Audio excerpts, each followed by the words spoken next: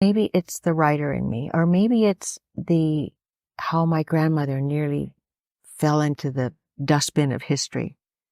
It's the women whose voices weren't heard. It's the ghosts in the landscape that are, ought to come alive again, that I'm maybe even just as curious about. And that's where, yes, we need to write about famous women and women who've inspired us and continue to, but we need to search out those other unknown ones. We need to rescue them. Much has been written in journals, papers, and books by a significant group of academics and authors about feminism and the equality movement.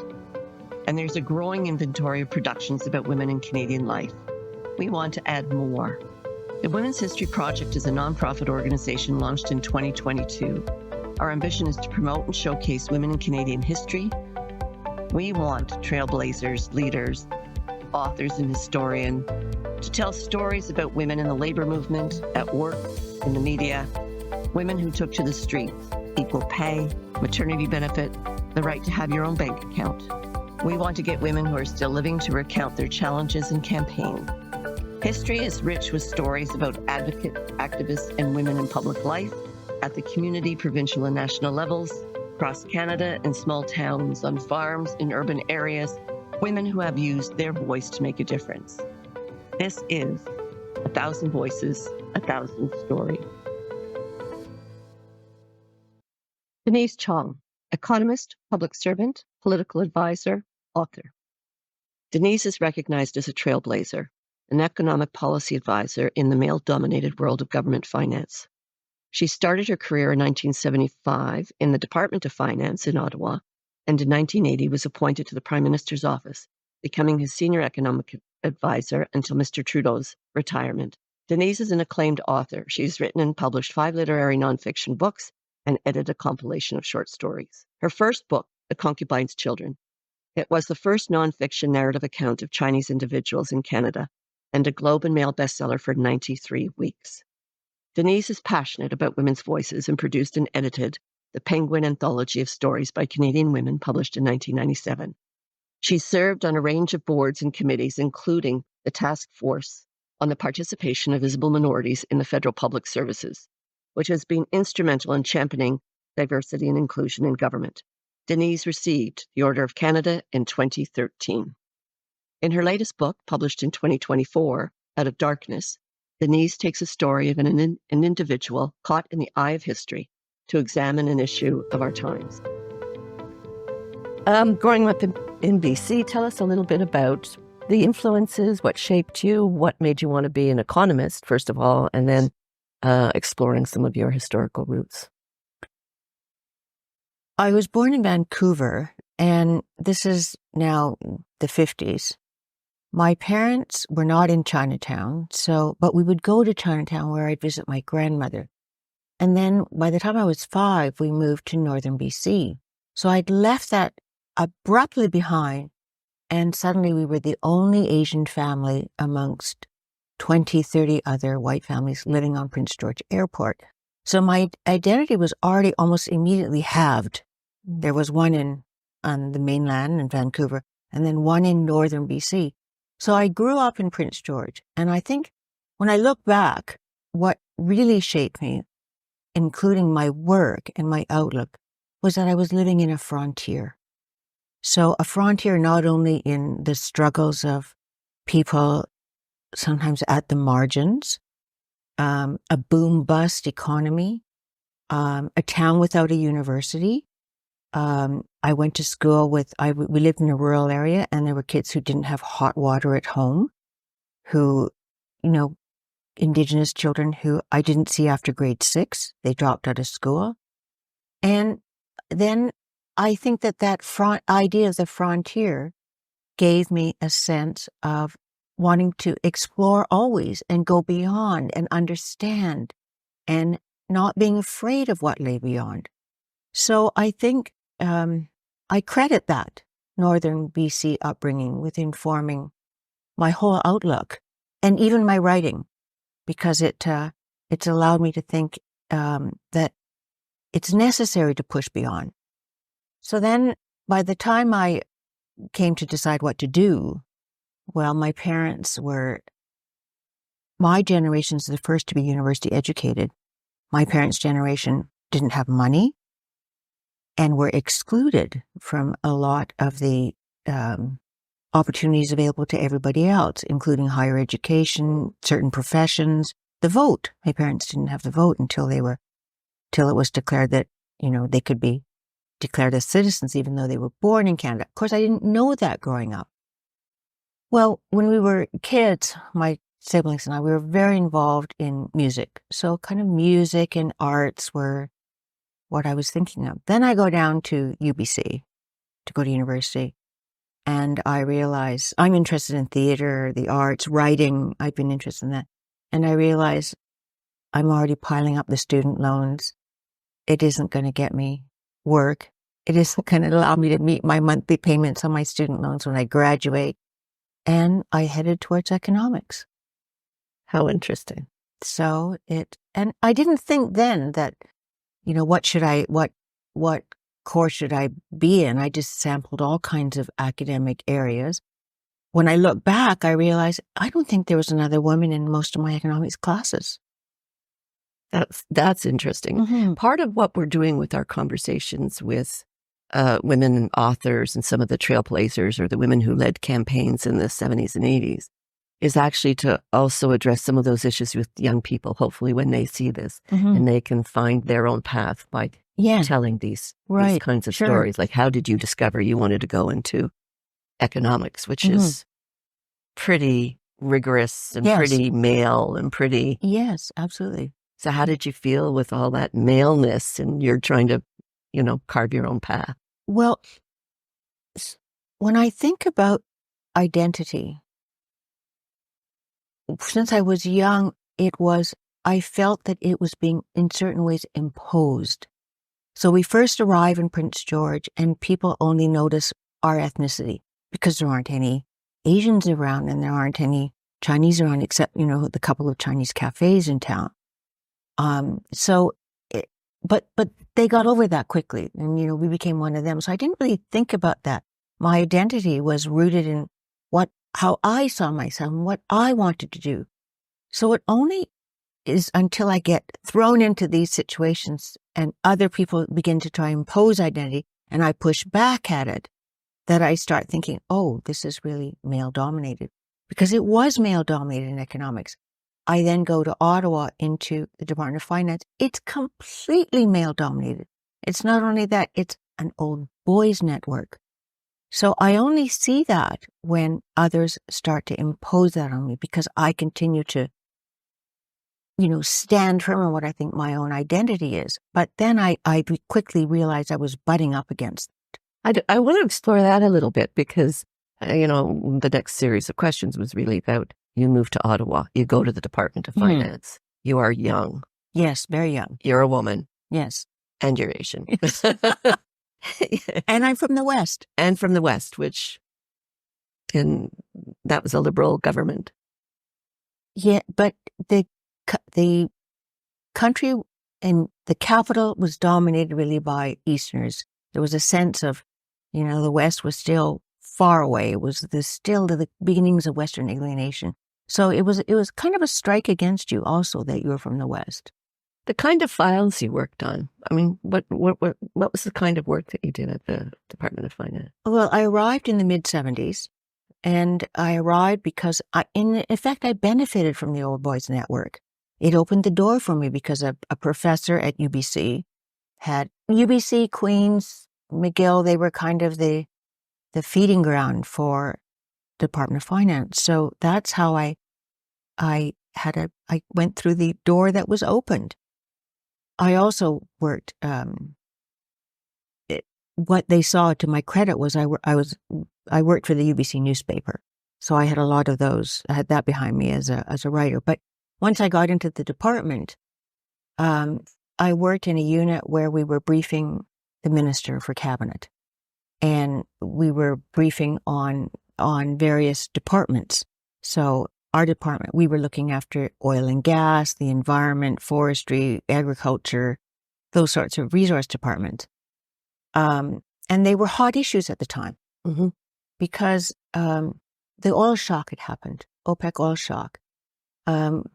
People were, the policymakers were concerned about inflation. So there were issues of food marketing boards, egg marketing boards, milk marketing boards. The price of sugar had spiked. At the same time, there were these social concerns.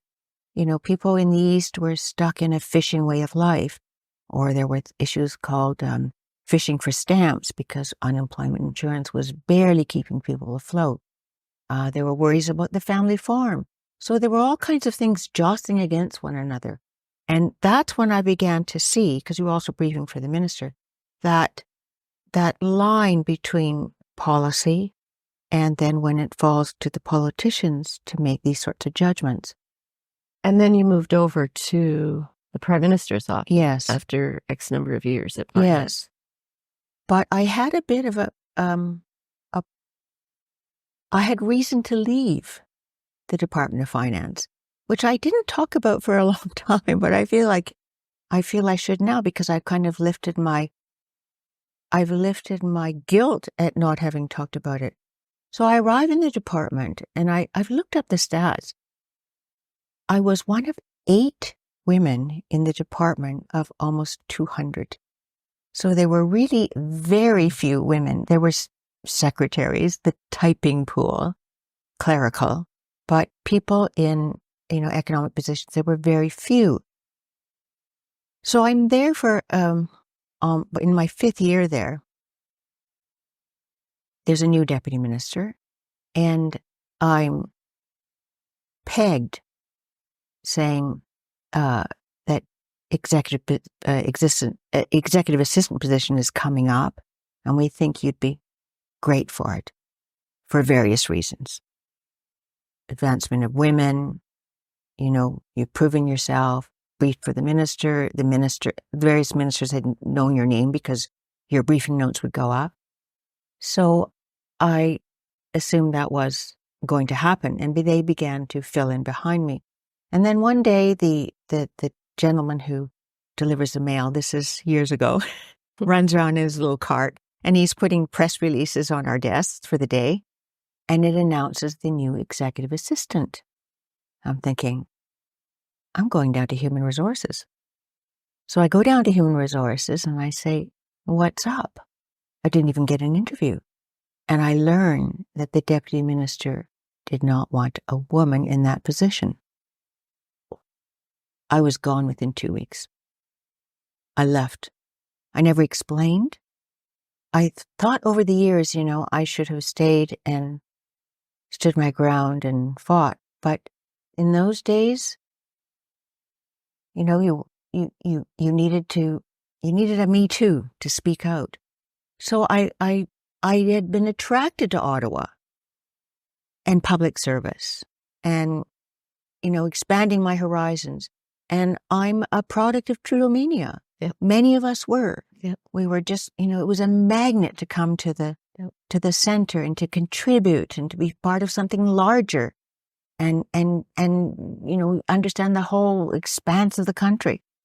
So when the election happened in 1980 and there was very little Western representation, political representation west of Winnipeg, I thought, I'm from the West. This is what I've always had in my mind to contribute.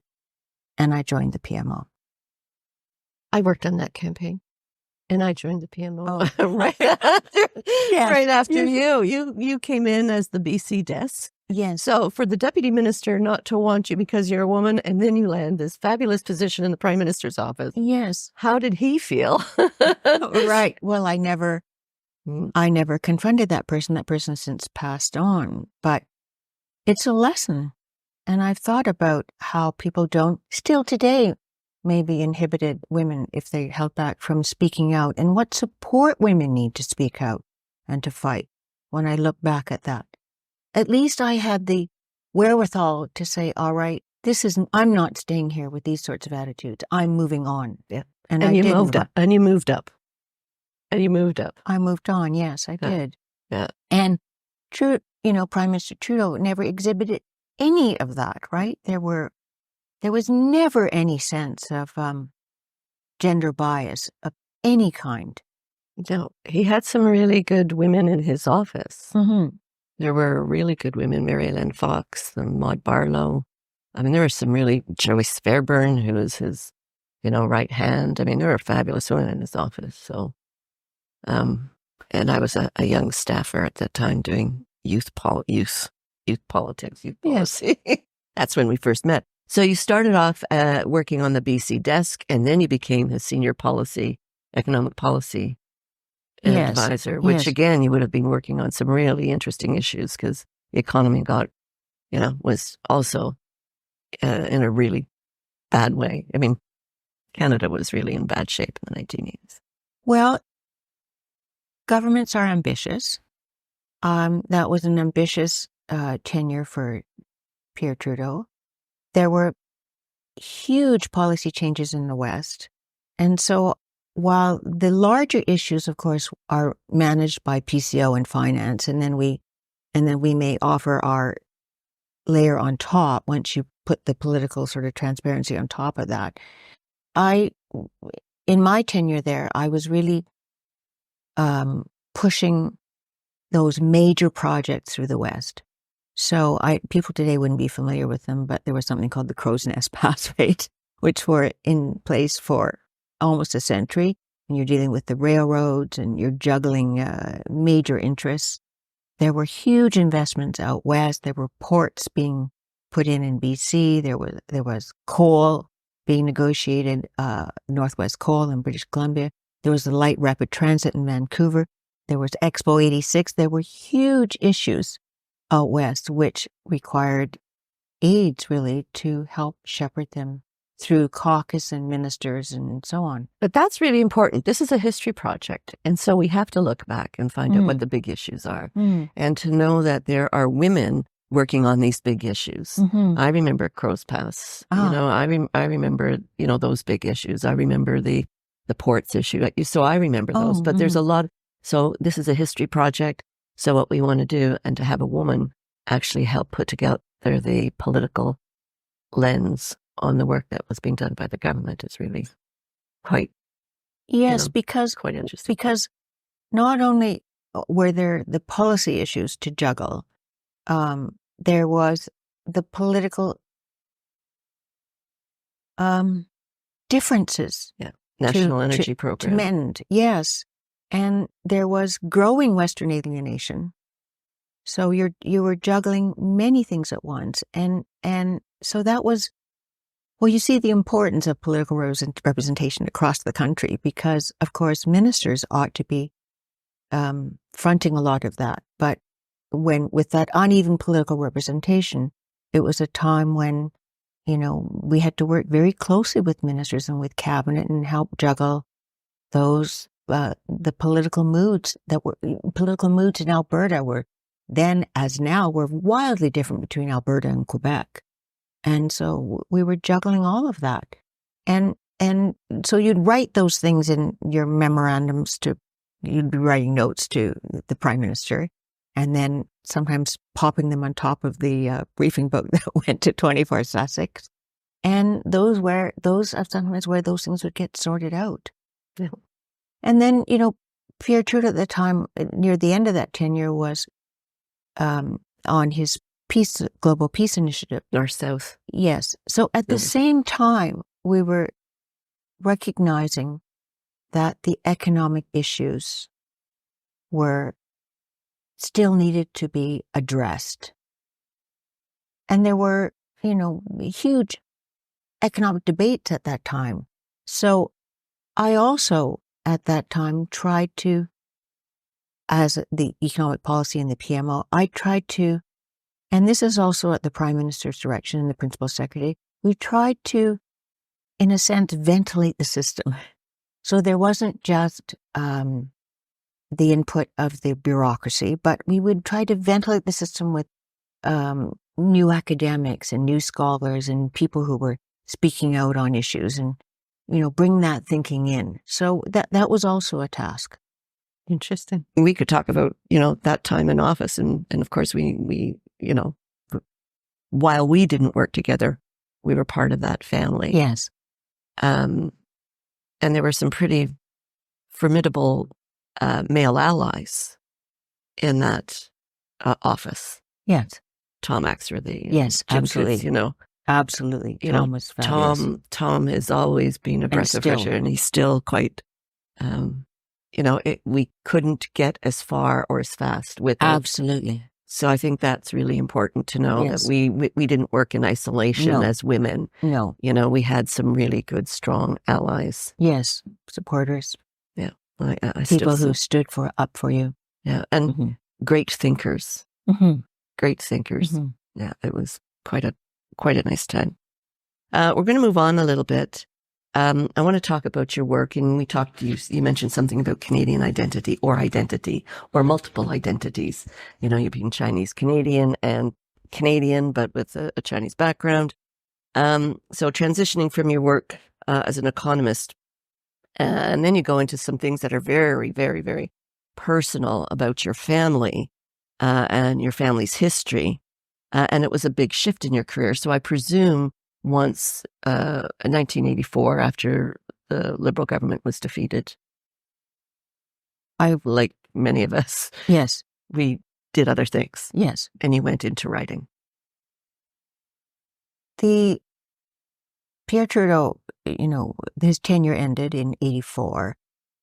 I actually never left public policy behind.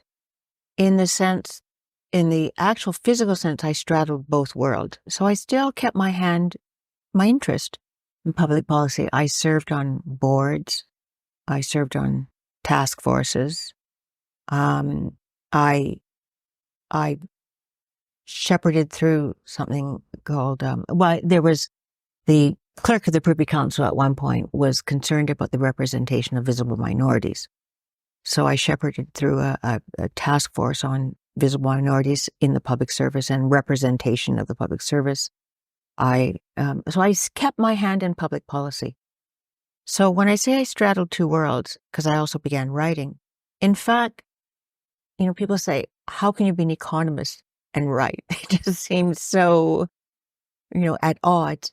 I think it informed my work, my writing. An economist, you're partly looking at behavioral influences. You're looking at the factors that affect outcomes one way or the other. You're weighing things, and those are all skills that you bring into writing. All my nonfiction stories have been embedded in a social context. Yes. And so they're, in a sense, social history. I look as much at the economic, the cultural, the political factors in all those nonfiction stories. And why? Well, sometimes my grandmother, did she really pay attention? She really couldn't read and write.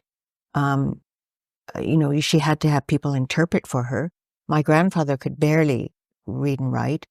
I write about the Vietnamese girl. She's just, trapped in a tiny, in the war. It's so close to her that she doesn't really know what's going on in the larger picture of war. I write about Tiananmen Square, the person, Lu Docheng, my character's growing up in a tiny Chinese village, not very educated. What do these people know about the context of their lives? Well, I do believe the context is very important because it informs human temperament. That's how you judge what a human temperament is. If they're, let's say, weak and just go along with riding the tide of it, or if they fight against it and take action. It informs the mood and temperament of society, of a whole country. So that, being an economist, actually, I never really left it behind, in other words. I think it informed even my outlook. Tell us a little bit about doing the research for the Concubine's children. I mean, that was your first and highly acclaimed book, Mm-hmm. which must have made you just really, first out of the gate, was pretty spectacular. But what really informed, what kind of history did you have to go into, and And having just taken a look at it recently, there's a lot of detail back and forth between Vancouver and China. And, tell us a little bit about that, about the history. The first obstacle, which is huge, is breaking a wall of silence. So it's not just from my mother, who I need to get into my previous generation, but it's a whole community because of the shame of what were the Chinatowns, which were kind of excluded from the larger society. Then there's the silence of my education of my generation. There was not a word of that history in my schooling, in the curriculum. It entered the curriculum very late. So I felt when I was going into Chinatown, I remember having this distinct feeling. I felt like someone had taken paint and painted around the windows so that even the windows were sealed shut. I had to chip that paint off to just even get the window open, to get people to talk. Even after the book was out, I would get letters saying, oh, you wrote about your grandmother who was a concubine and a Katoi Nui, which is a dim sum waitress, who's there to woo men to spend money at the tea houses. And the letter said, that's shameful what you did. There's so many strong women you could have written about. Or you could have written about the Chinese families who sent their sons to fight for Canada in the war, even though they didn't have the vote. So there's real sense at the time of what was legitimate history, that somehow it was to glorify. You had to have worked hard, prayed hard. You had to have been heroic in your past. Otherwise, you somehow didn't justify having a voice.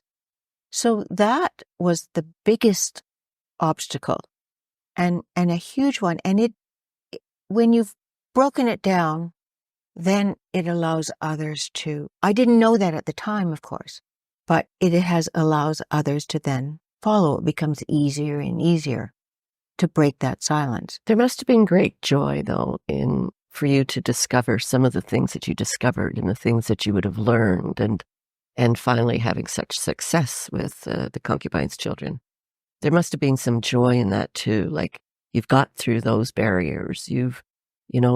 People are talking to you, and you're just discovering more and more and more. And it's an interesting story. Joy in the sense that I do believe that when there's unknowns in a family, they fester.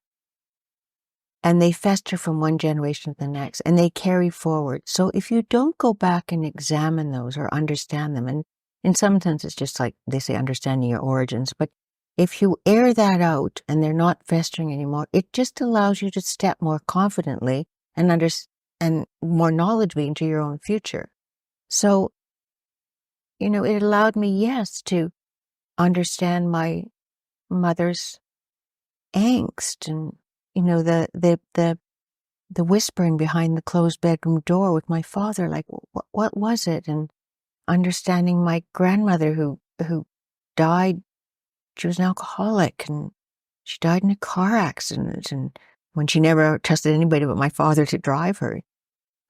So she was still being discriminated against on the night that she died, because the Vancouver police decided they were going to clean up Chinatowns and they weren't going to allow mahjong parlors. So my grandmother had to get a ride out to the suburbs to get a game of mahjong to celebrate New Year's. So yes, there's that satisfaction in that you've resolved some of the things that have been festering. And then there's the satisfaction that you've got the courage to go into the unknown. And that, I think, is huge, not just to inform my writing, but generally how you live your life. They talk a lot now, in relation to Indigenous peoples, they talk a lot about intergenerational trauma. Yes. So that's what you're talking about. That's yes. What you're describing, is that intergenerational trauma, which our generation should be able to overcome in some ways because we've examined the past and we are a little bit more clear-minded. but intergenerational trauma is real. And if it's not your own, should you've had the privilege of having such a comfortable life and generations that transition smoothly from one to the next, you still need to understand that the whole issue of empathy and humility about your own, luck. You still have to have that empathy so that you understand. It's not just empathy. You have to learn to, I believe, you need to feel uncomfortable in order to empathize and understand how you're going to contribute to making a difference in bettering other people's lives and situations. So only sometimes by maybe in a sense borrowing these stories or with writing, if writing achieves what it's trying to do, it's trying to put the reader intimately into that person's shoes so that you can feel that uncomfortableness and therefore see yourself differently in the world. So in rereading some of the pages of the Concubines, children, you really do get a feeling of being an immigrant. And you've described it really well. And you put yourself in Mei Ying's place, being a stranger, being young, being pretty, being used to attract men, to not, knowing that there's another wife in China and there's other children in China. Like, you actually start to feel it and have that empathetic view. But what was interesting is I had never really thought about an immigrant's experience. Mm-hmm. So if you want to go in and have a chat about that, the immigrant's experience, and you do the same with Kim Phuc. I mean, her story, and I remember we met her in London. We did an event in London with her when that book was published. But, here's this little girl who was probably it's the most famous picture out of the Vietnam War. And her story, describe her story a little bit. And again, that immigrant experience, what happened when she came to Canada. You wanted me to describe her story? Yeah. So when I took on the story of the napalm victim, Kim Phuc, I'm as interested in that moment of history as I am in examining a period of my own life that I lived through and didn't understand at the time. The Vietnam War, so in placing her there, I'm as much, the canvas is quite large. It's America, it's Vietnam, reaches back into Indochina. And then, the war has moved on. It started early, Indo-Chinese War. And then by the time the bomb falls on that highway in Trong Bang, her village, and the children are running down the road and Kim Phuc is burned, the war is almost over. She's 13 months in a burn unit, so she knows very little of what has happened. The war soon ends. In North Vietnam, there's the victor and the vanquished. So Kim Phuc kind of disappears into anonymity because she's a Southerner. Then she is found, this picture, and they decide they're going to find the girl in the picture because it has propaganda use for the new regime, which is the North Vietnamese, now the government and the communist regime, and they're going to find her and use her for propaganda against the imperialist West.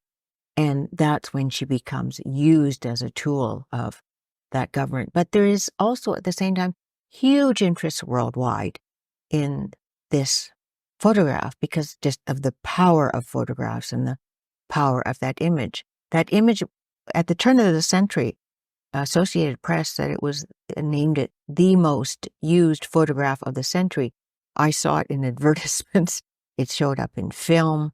It was used a number of ways because of what it evoked.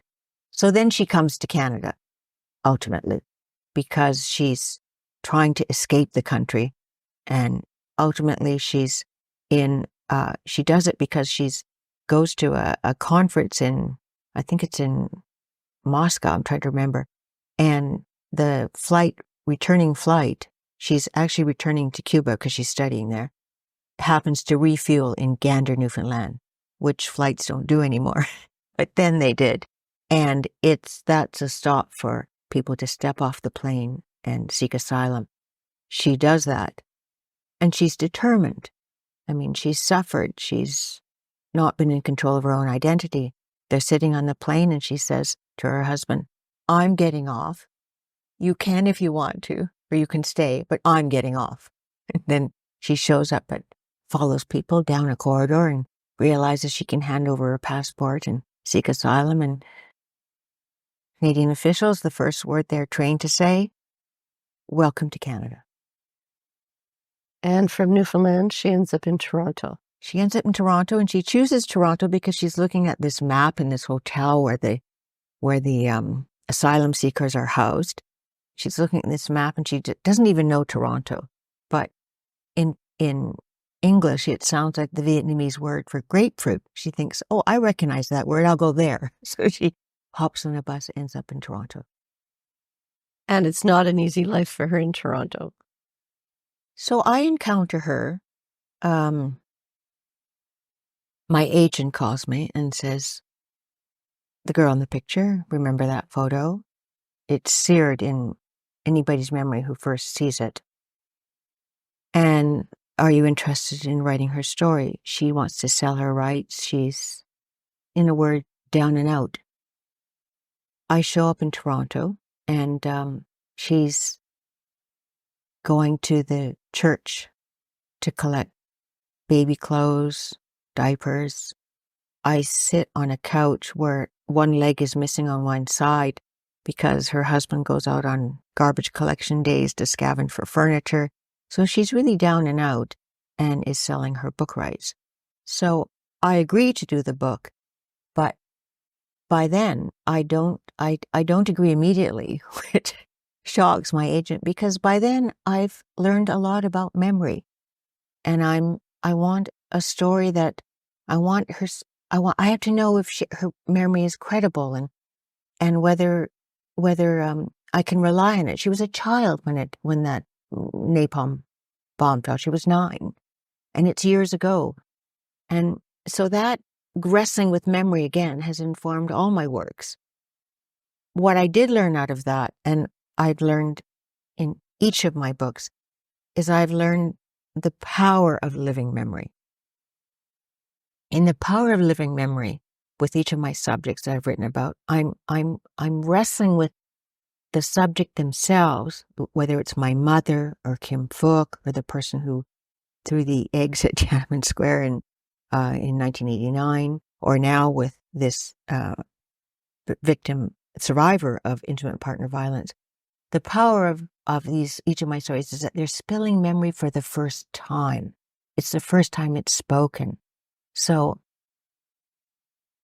history is so much juggling of memory. But if memories are spilled for the first time, they're probably in their most pristine form they ever will be, because thereafter they're altered, they're contaminated. So it's important for those first stories to be told. Those people who have not been given voice to, or given voice to the first time, those first stories, and you go back to the Indigenous stories of intergenerational trauma, when they're first told, the power of it is immense because of this first telling. So that's what has attracted to me in my nonfiction works.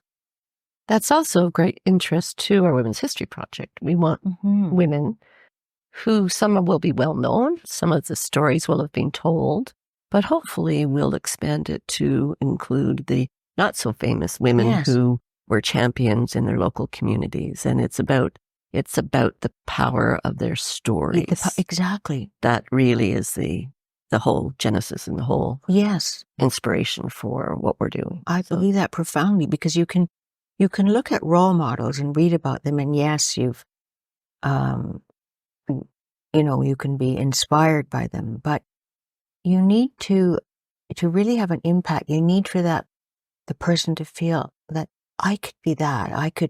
They need to feel that connection. They need to walk in their shoes. They need to have that same sort of drive that from the power of a story. I'd like to say purpose. We want to give other people purpose. Yes. I think that's what I was most attracted to when I read your little review, that you're going into the schools and the colleges. That's what you want to do. You want to give them purpose and hopes. You've written a lot about women and immigrant life in Canada. Can you give us a preview of the book that's going to be out shortly? Romana Manzoor was a professor of international relations at Dhaka University, the most renowned university in the country, on a clear upward career path. She takes a year off to do graduate studies at UBC in Vancouver. And when she's there, it's a decade into her marriage. She's living in the West. In that year, she realizes she's had the freedom to speak what's on her mind.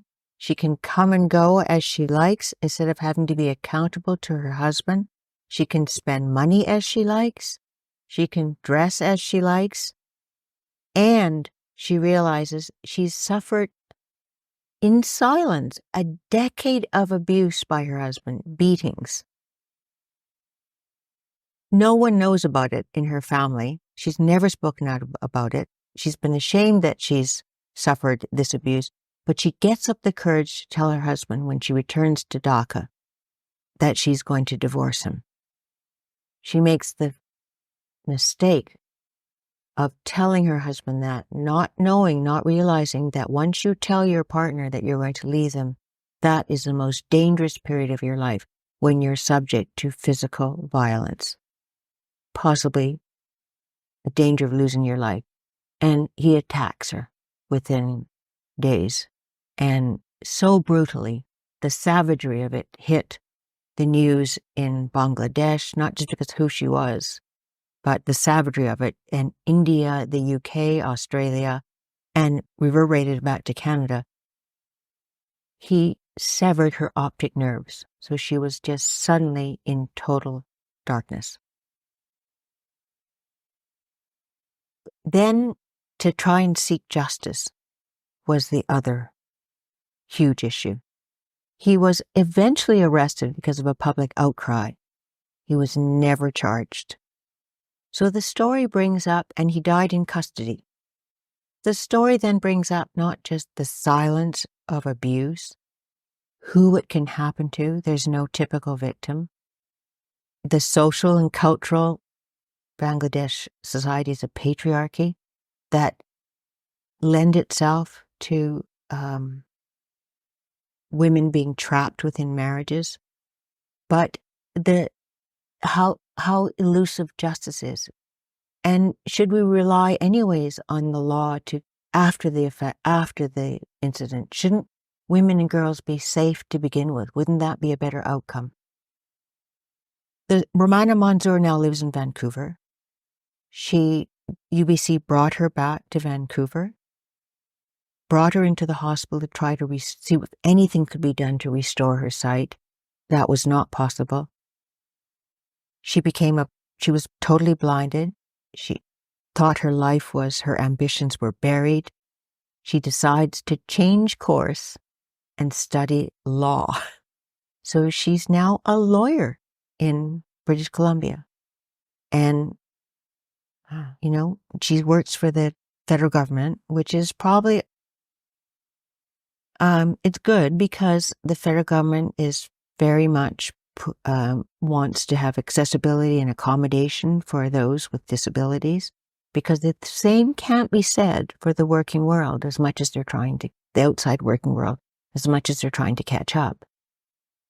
So the story is, Romana Manzoor out of darkness, her journey through betrayal, tyranny, and abuse, because it's not just the closest to her husband who beat her, who abused her, but there's a question of whether society wasn't also in some ways complicit and responsible and why people didn't speak up when they could have, and why the expression on the internet was, oh, you can't make a sound of clapping with one hand. This attitude of blaming the victim. Then I wanted to tackle the issue because it hasn't gone away, even though Canada even was part of the UN Declaration Against Violence Against Women. It's been declared an epidemic in Canada by various communities across the country, by police. So we may be uncomfortable speaking about it within families, but here's a story where she does have the courage to speak out. And, fortunately, it's a story of resilience in the end. But it takes courage to tell it. And I felt it's also an important issue. What are some of the commonalities? If you take a look at Rumana Mansour, if you take a look at Kim Phuc, take a look at your grandmother, what are some of the commonalities? Immigration, the lack of visibility or being anonymous. What are some of the things that really, the thread that you're drawn to? My grandmother, Kim Phuc, Rumana Mansour, they're women. They leave one shore and arrive at another. So they arrive and have identity issues. They have to adjust to a new society. They have to find their footing. So there are questions of, as an immigrant, you're dealing with identity. You're trying to make your way. In each case, because immigration involves a certain, almost in an individual case of why they've come, or a certain wave of immigration and why they've come, it gives you a chance to examine the society as a whole. So in each case, that moment of history with my grandmother, it was, there was China was a teapot spilling out men out of the spout, and China was in poverty. And then she arrives in Canada, a very inhospitable country. So yes, she has to make her way through that and forge her own way. And so the social history was fascinating because I saw my grandmother as a very strong person because she did make her own way, even though there are elements of her life that are tragic. Kim Phuc, yes, she comes to Canada, and it's a stroke of luck in a sense that she asked for asylum, and there's a sympathetic minister of immigration who, on humanitarian grounds, says, yes, this is someone who should be admitted. And you have a society, I'm not saying the society is the savior, but when you have a society that grants you equality and opportunity and recognizes that we don't want to tolerate discrimination, then yes, then they get more of a foothold. So she has made her own life in Canada, Kim Phuc, which she probably couldn't have done in Vietnam because she would have been branded a Southerner, always one of the vanquished and not on the victor side of the war. She's been back to Vietnam, but she's actually had to go in with a bit of subterfuge because still she defected. She left the country. Rumana Mansour, would she ever have had justice in Bangladesh? She was born into a very young country. Bangladesh was barely 5-6 years old when Rumana was born. A country born out of violence. Once called a basket case by Henry Kissinger in terms of the economic poverty and corruption that it had. It infected the justice system. So just the politics and the justice system were both at a nexus. So did she ever get justice? Probably not. Did it discourage other women from coming forward in Bangladesh? Yes, probably. She's in Canada. She recognizes that she can speak out about her situation, her experience, and do so with courage. So in a sense, she's found justice in that way. She's been able to air her experience. She's been able to explain it to her young daughter who witnessed the attack. She was only 5 at the time. she's come to understand, even in her blindness, that she is a model for advocating for equity and diversity and inclusion. Because being blind, she doesn't see. She doesn't see the ethnicity. She doesn't see, the person's, whether they're tall or short or, what defines them. And when I go back to my writing, and I interviewed her, and I'm interviewing Romana, I'm thinking, I've not had a blind subject before, but I was reminded when I first met Romana of the writer Susan Sontag writes for a writer, the eye is a very discriminating sense. The ear is the much more humbler sense, which is true. I have found that. I learned that with my latest book, just this without sight and the intensity with which I listen. It's brought a whole new sense also to my own abilities as a writer. So that was also very interesting as a subject. And so Romana and I have talked about how her advocacy is far beyond just a survivor of intimate partner violence. It's about inclusion and equity and fighting against discrimination. But that's a theme that runs in a lot of your stories. Yes. It's about inclusion. That's true. Yeah. I want to just switch very quickly. We've got a few minutes before we end. You've also done something that's quite different. You did an anthology of short stories by women. Yes. Did any of those stories or any of those women, was there something really spectacular that you noticed, or themes, or was there one that was better than the others? Oh gosh, that's a while ago, so I can't quite remember, right? Okay. But I will say this, that I'd written about my grandmother, so it's a real life which you're wrestling to the page, which is impossible actually, because a book can't contain a life. And you're worried about truth. You're a nonfiction writer, you're worried about truth. When I went to the short story genre, it still is informing me about truth. There is as much truth in fiction in capturing the essence of being. So first of all, you're looking at short stories, and yes, they're by Canadian women, but why? Well, because women were juggling work in the family, or that's all the time they had was to write short stories. That's how they got into the short story genre. So when I did that anthology, that's when I was as a writer pondering how you capture the essence of being on the page. And in the intensity of the short story, again, I'm looking for what can inform me about writing about real people. And the short stories, they're not only intense, but they capture the turbulence and the chaos of life and the contradictions of human behavior, which is exactly what the human condition is. It's not to write about it, you can't be afraid of contradiction. You have to embrace it to really understand how humans will interact and behave. And so to read fiction, and I read just as much fiction as I do nonfiction.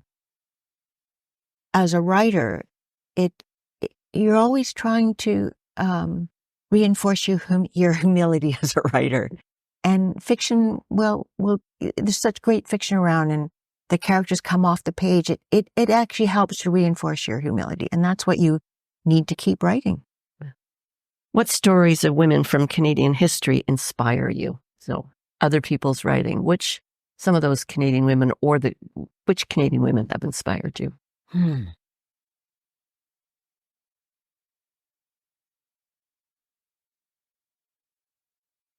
Or are there women that you know of that have been overlooked? Right. Women that inspire me, there are the historical figures that we know, from Nellie McClung, those onward, person's case. There's so many firsts that get named, the first, and we're still in that era, the first this, the first that. I've been, as maybe it's the writer in me, or maybe it's how my grandmother nearly fell into the dustbin of history. It's the women whose voices weren't heard. It's the ghosts in the landscape that are, ought to come alive again. That I'm maybe even just as curious about. And that's where, yes, we need to write about famous women and women who've inspired us and continue to, but we need to search out those other unknown ones. We need to rescue them from history and tell them and retell them. I think that's almost where my curiosity lies. Again, I think we're just going to conclude throughout your career as a writer, what's the main skill you've learned about storytelling? You have to have something that is eating at you.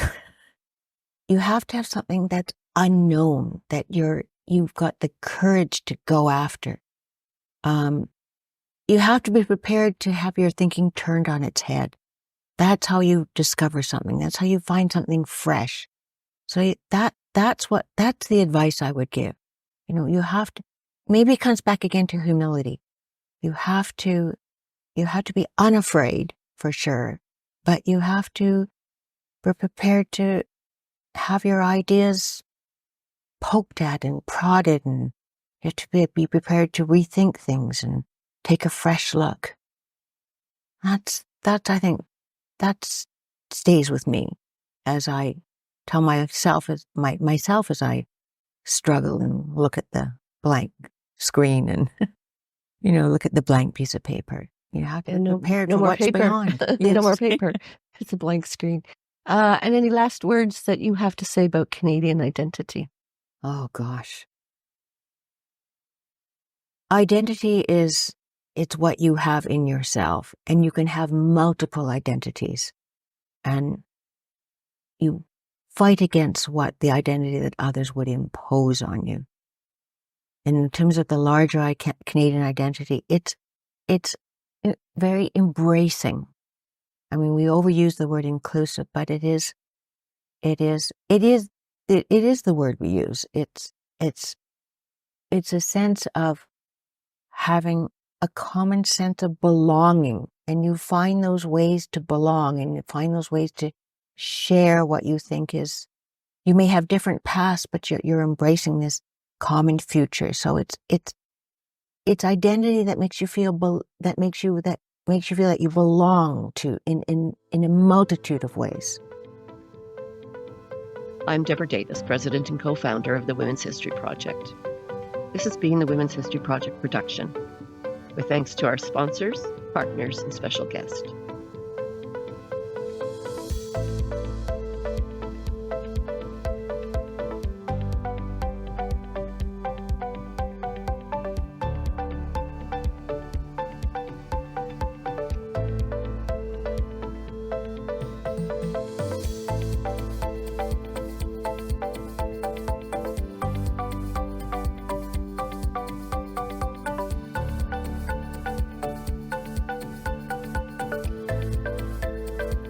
Please like us, follow us, subscribe, and share. You can find out more about our first season of 1,000 Voices, 1,000 Stories on our website, www.womenshistoryproject.ca.